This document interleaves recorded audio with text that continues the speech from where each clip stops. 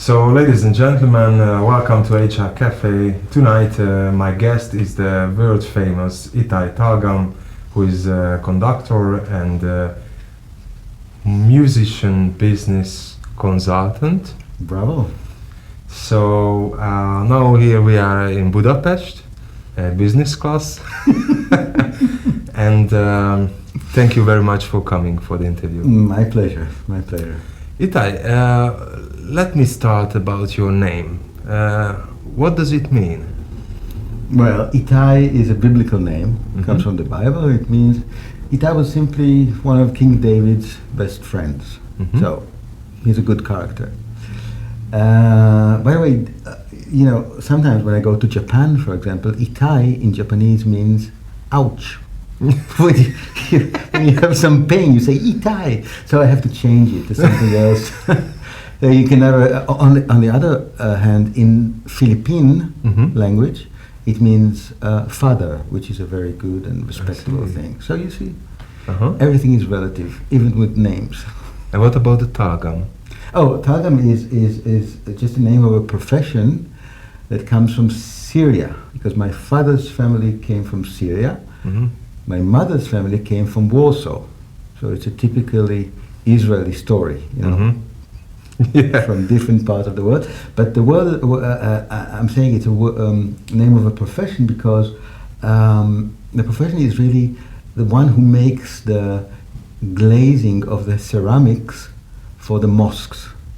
So these were Jewish people working for building the mosques or glazing the ceramics for the mosques. And it tells you something about better times when Jews and Muslims could work together in a beautiful way. I see. So we hope also for the future. And okay, that was the name. Yeah.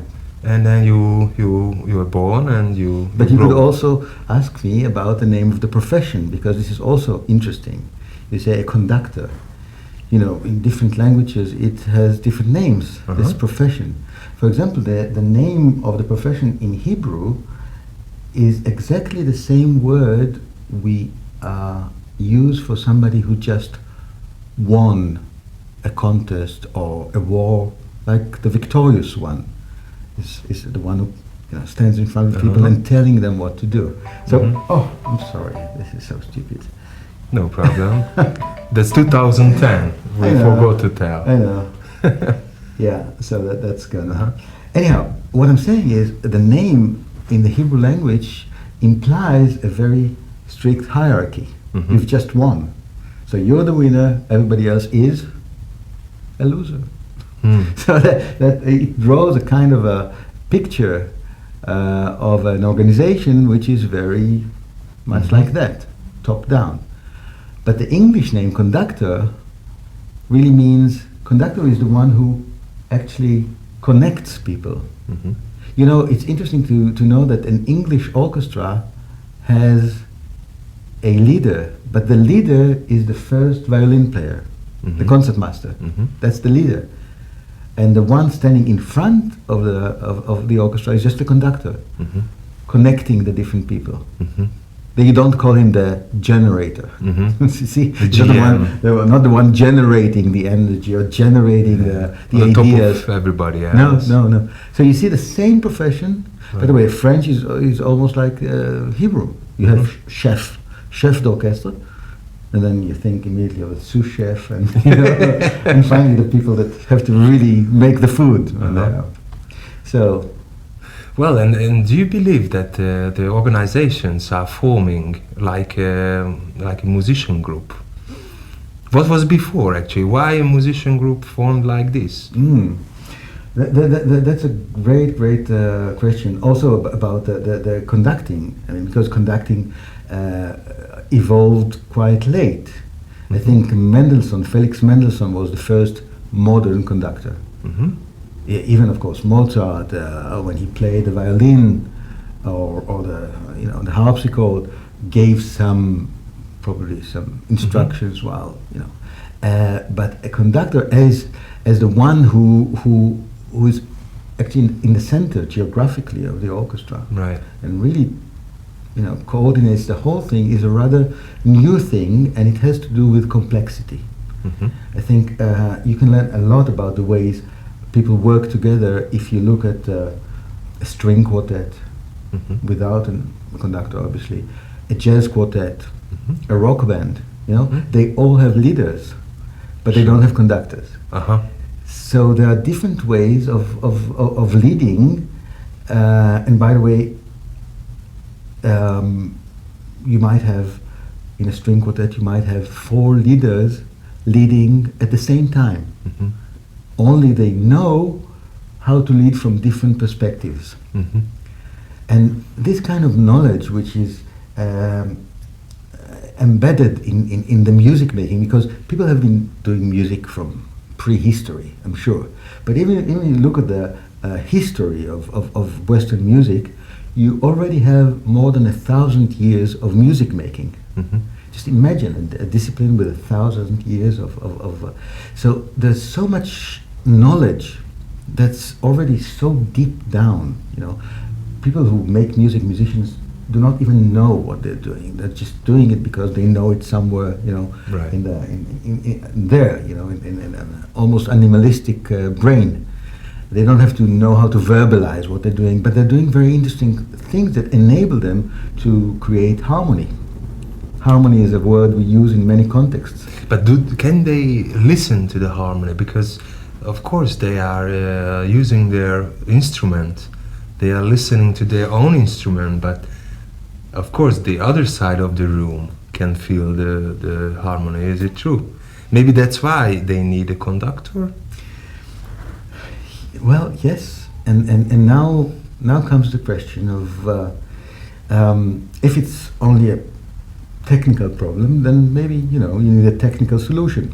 Mhm. Maybe you can replace the human conductor with a electronic thing. Maybe you can put them, Yeah. let them hear the click in the headphones, Right. or just put a huge metronome. Yeah. That's of course Fellini was doing that in La Prova d'Orchestra, the famous movie. So is it a technical thing, or is it something which is deeper, which has to do with the substance of music? What is music? So music is communication. Right. So I think the communication that happens is not only enabling you to make music, this is the music itself. Right. Because you are not conducting only the rhythm, but you are also giving the highlight of the movement on the instruments, which has a different character. So you can. My question is, can you shout and can you be smooth with the same instrument, with the same movement? Do you understand what I mean?